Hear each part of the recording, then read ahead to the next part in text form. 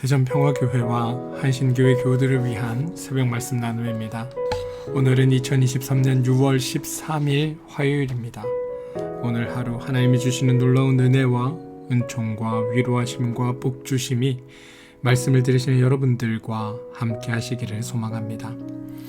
오늘 하나님께서 우리에게 주신 말씀은 마가복음 2장 18절로부터 22절까지 말씀입니다. 마가복음 2장 18절로부터 22절입니다. 요한의 제자들과 바리새인들이 금식을 하고 있는지라 사람들이 예수께 와서 말하되 요한의 제자들과 바리새인들의 제자들은 금식하는데 어찌하여 당신의 제자들은 금식하지 아니하니이까? 예수께서 그들에게 이르시되 혼인집 손님들이 신랑과 함께 있을 때 금식할 수 있느냐? 신랑과 함께 있을 동안에는 금식할 수 없느니라. 그러나 신랑을 빼앗길 날이 이르리니 그날에는 금식할 것이니라. 생배 조각을 낡은 옷에 붙이는 자가 없나니 만일 그렇게 하면 기운 새 것이 낡은 그것을 단기어 헤어짐을 더하게 되느니라. 새 포도주를 낡은 가죽 부대에 넣는 자가 없나니 만일 그렇게 하면 새 포도주가 부대를 터뜨려 포도주와 부대를 버리게 되리라. 오직 새 포도주는 새 부대에 넣느니라 하시니라. 마가복음 2장 18절로부터 22절까지 말씀입니다. 개역개정 성경의 말씀으로 읽어드렸습니다. 유대인들에게 있어서 경건의 세 가지 기둥이 있습니다. 바로 기도와 자선과 금식, 이 세 가지가 그것입니다. 특별히 유대인들에게 있어서 금식은 되속절에 행해지는 특별한 행위입니다. 이것은 율법에 기록되어 있습니다. 그런데 이런 율법과 관계없이 개인적인 차원에서의 금식도 이루어졌습니다. 바리새인들의 경우엔 보통은 개인적인 상황과 가뭄이나 기근 같은 사회적인 어려움을 해결하기 위해 행하던 자발적인 금식이 있었습니다. 보통은 일주일에 2번, 한 주가 시작한 둘째 날과 다섯째 날에 행하여집니다. 뿐만 아니라 바리새인들과 또 그의 제자들이 행하던 금식 중에는 유대 성전이 멸망했던 날이 다가오면 그것이 파괴되는 과정을 기념하며 하던 금식이 있습니다. 이 금식은 시간이 지날수록 메시아가 이 땅에 와서 자기들을 구원하는 날을 기다리며 행하던 금식으로 변하게 됩니다.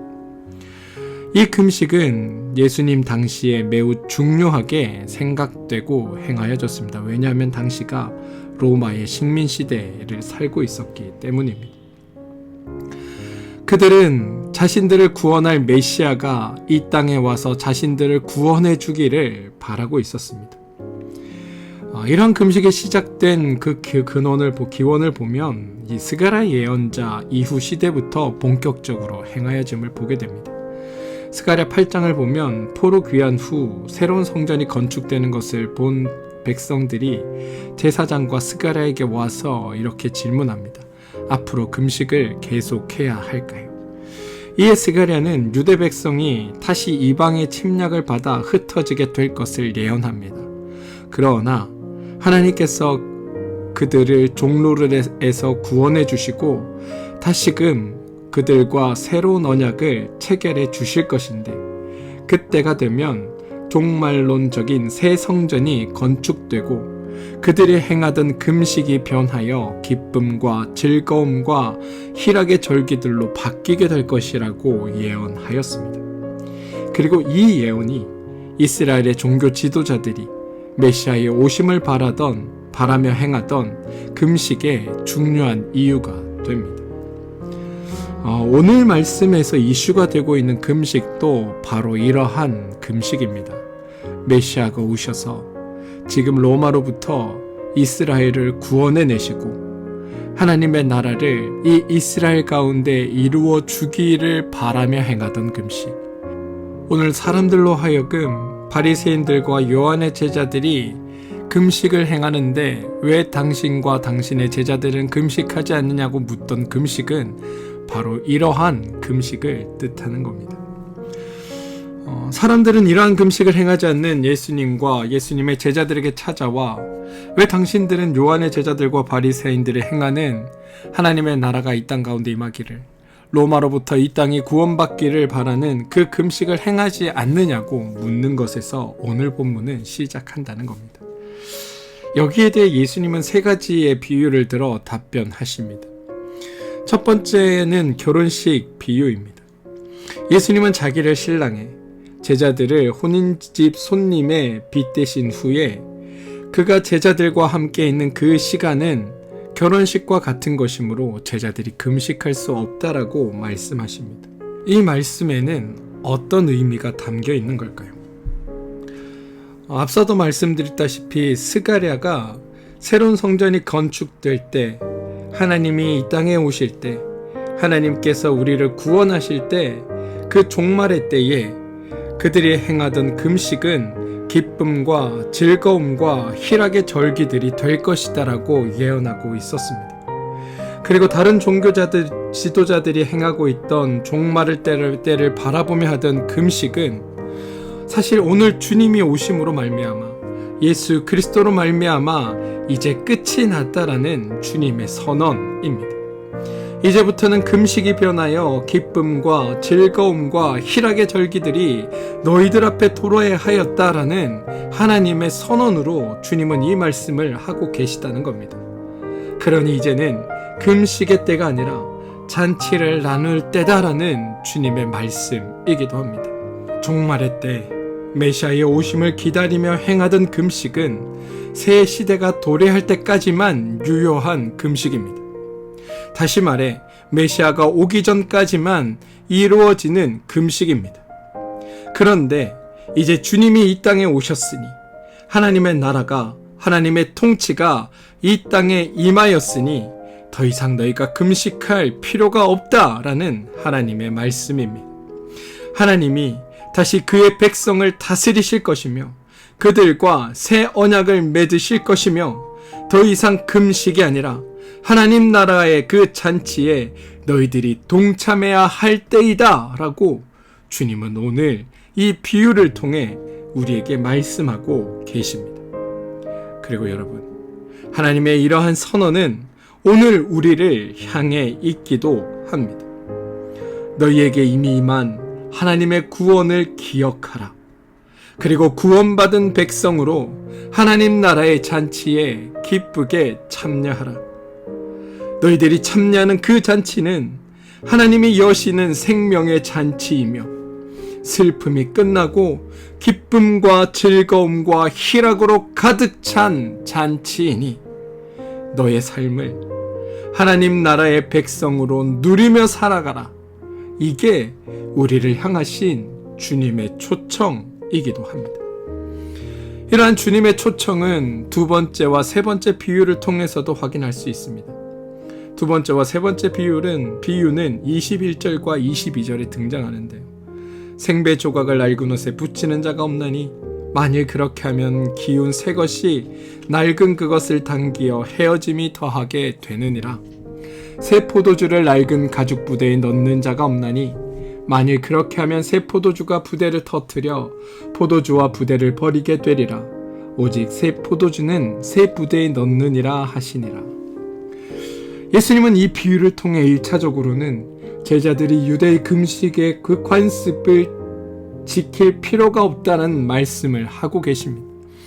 왜냐하면 새 옷 조각과 새 포도주는 예수님을 통해 도래하게 된 하나님의 나라와 그 안에서의 삶을 가리키기 때문입니다.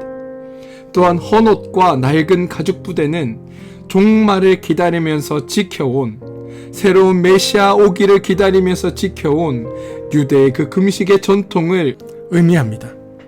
그렇기에 이제부터 다시 말해 예수로부터 시작된 그 하나님 나라의 사역을 통해 하나님의 나라가 너희 가운데 도래하기 시작했고, 제자들인 너희는 나를 믿고 따름으로 하나님의 다스림 가운데 들어오게 되었으니 더 이상 너희가 금식할 필요가 없다. 그러한 메시아 오심을 바라며 금식할 이유가 없다라고 주님은 말씀하고 계십니다.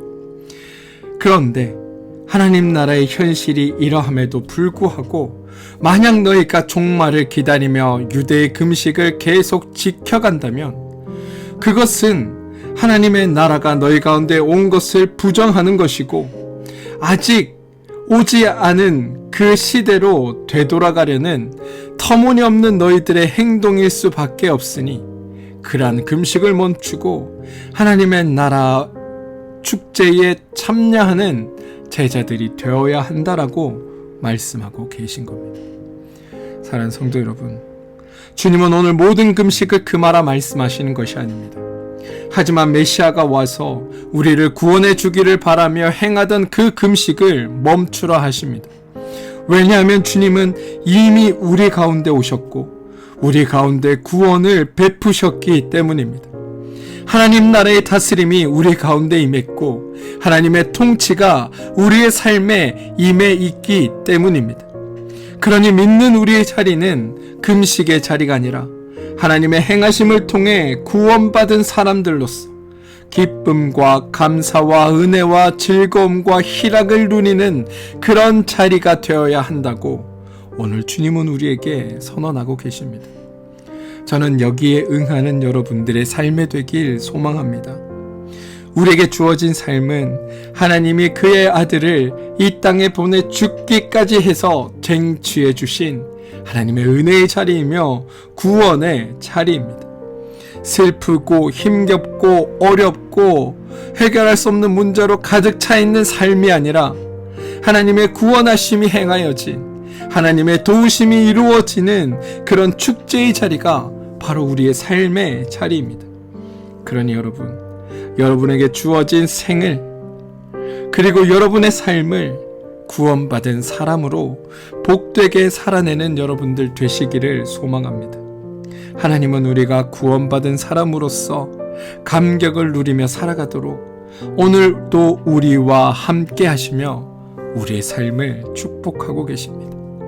그 하나님을 믿고 살아가는 삶이 오늘 여러분의 삶 되시기를 주님의 이름으로 축원드립니다. 우리 함께 기도하겠습니다. 하나님, 주님이 함께 계실 때 금식하지 말라는 말씀 속에서 하나님의 통치가 하나님의 다스림이 이 땅 가운데 임하였고 그로 인하여 더 이상 슬픔과 고통의 시간이 아닌 기쁨과 즐거움과 희락이 우리 가운데 주어졌음을 기억하라는 말씀을 듣습니다. 그렇습니다. 주님, 우리는 하나님의 구원하심을 입은 백성이고 하나님의 다스리심을 받는 사람들입니다. 그런데 자꾸만 우리는 우리의 생을 불행하게 여기고 힘겹다 여기고 고통 중에 있다 여기게 됩니다. 이는 하나님의 나라를 아직 보지 못하였거나 경험하지 못한 우리의 잘못이기도 합니다. 하나님 오셔서 우리에게 이루어주신 하나님의 구원을 보고 깨닫게 하여 주시옵소서. 그로 말미암아 하나님의 통치하심 가운데 참되게 살아내는 일들이 우리 가운데 있게 하여 주시옵소서. 내 삶에 동행하여 주시고 내 삶을 복되게 하신 하나님을 만나게 하시고 기쁨과 즐거움과 희락이 내 삶을 지배하게 도와주시옵소서. 예수님의 이름으로 기도합니다. 아멘. 오늘 함께 중보하며 기도할 제목입니다. 몸과 마음의 힘듦으로 인해 어려움을 겪고 있는 우리 교우들을 위해 기도합시다. 하나님께서 우리 교우들의 삶을 살피시고 인도하시고 그들을 참되고 아름답게 또 그들의 삶을 복되게 만들어 주셔서 하나님 안에서 주어지는 온전한 치유를 경험하게 하시고 또한 삶의 문제들이 주님 안에서 해결되어져서 그들에게 주어진 삶이 힘겨움과 고통의 삶이 아니라 희락과 즐거움과 기쁨으로 점철되는 삶이 되게 해달라고 여러분 기도해 주십시오. 자녀들을 위해 기도해 주시기 바랍니다. 우리 자녀들이 하나님께 붙들린 삶을 살아가게 되게 해달라고 기도해 주십시오. 하시는 일과 사업체를 위해 기도하시기 바랍니다. 여러분 하시는 일과 사업체 위에 하나님의 도우심과 인도하심 또 선한 뜻들이 드러나게 또 그를 통하여 역사하시는 하나님을 만날 수 있는 일들이 여러분이 하시는 일과 사업체를 통해 드러나게 되게 해달라고 기도하시기 바랍니다. 교회를 위해 기도해 주십시오. 한신교회와 평화교회가 하나님의 선한 뜻을 드러내며 주님 안에서 귀하고 복되게 쓰임받는 아름다운 교회로 성장하게 되게 해달라고 기도해 주시기 바랍니다. 또한 두 교회를 담당하는 목회자들과 또 그 가족들과 그리고 직분자들을 위해 여러분 함께 기도해 주시기를 부탁드립니다. 나라와 민족을 위해 기도해 주시고 하나님의 통치가 이 땅 가운데 이루어지게 해달라고 기도해 주시기 바랍니다. 사랑하는 성도 여러분, 하나님은 우리에게 우리의 생을 하나님의 구원하심을 입은 자로서 살아가기를 바라십니다. 어떤 문제에 사로잡혀 하나님을 보지 못하는 삶이 아니라 우리를 도우시고 인도하시는 하나님을 보며 지금 나 앞에 놓여있는 이 문제들을 능히 이기고 감당해내서 우리의 삶을 기쁨과 즐거움과 희락으로 만들어가기를 주님은 바라십니다. 그 삶이 여러분 앞에 주어져 있음을 기억하시고 주님을 보고 주님을 찾고 주님을 만남을 통해 그 삶을 여러분의 삶으로 가져오는 귀하고 복된 삶이 오늘 여러분들 가운데 있게 되기를 소망합니다. 주님은 그런 여러분들과 오늘도 함께 하십니다. 우리 함께 기도하겠습니다.